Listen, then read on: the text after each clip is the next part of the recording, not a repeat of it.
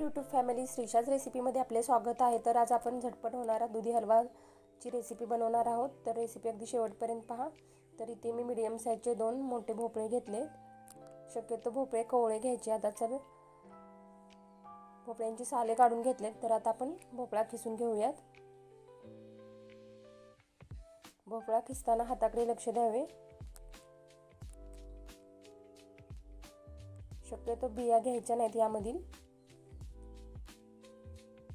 कोवळेच भोपळे घ्यायचे। तर आपला भोपळा इथे खिसून झालेला आहे, बघू शकताय। तर याला आता आपण स्वच्छ पाण्याने स्वच्छ धुवून घेऊया।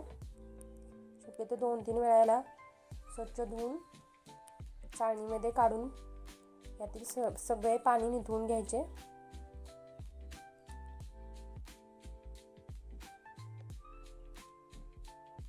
तर आता आपण गॅसवर कढई ठेवूयात। कढई तापली की त्यामध्ये 2 चमचे तूप टाकणार आहोत।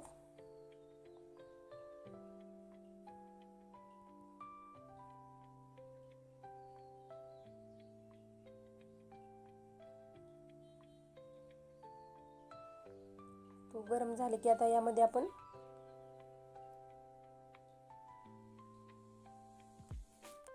किसलेला दुधी भोपळा टाकून घेणार आहोत। गॅसची फ्लेम मिडियमच ठेवायची।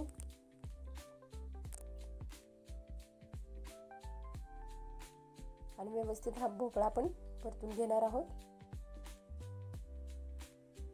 तर इथे मी थोडेसे काजू बदामचे काप घेतले, वेलची पावडर घेतले आणि 1 वाटी साखर घेतले।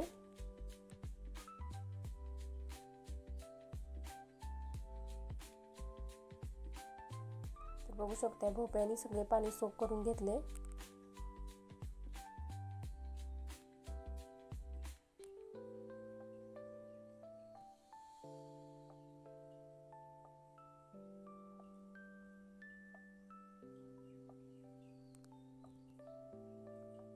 तर यामध्ये आता आपण 1 वाटी दूध टाकून घेणार आहोत।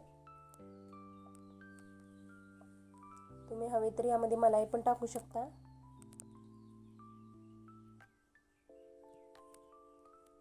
दुधामुळे काय होते, भोपळा आपल्याला व्यवस्थित शिजतो आणि तोंडात टाकल्या विरघळतो। तर इथे आपण आता साखर पण टाकून घेणार आहोत। परत एकदा आपण याला व्यवस्थित मिक्स करून घेऊयात।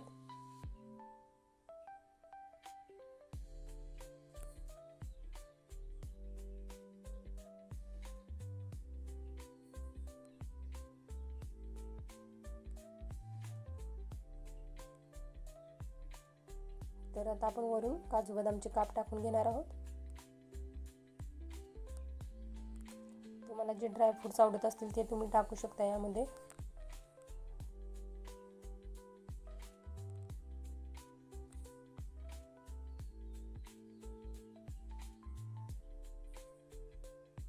तर आता वेलची पावडर पण टाकून घेऊयात।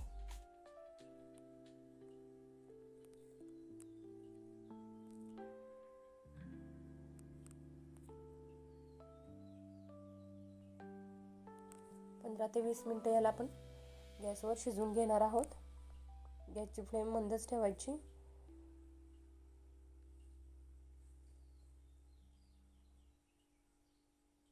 तर बघू शकताय सगळे पाणी आटले आहे।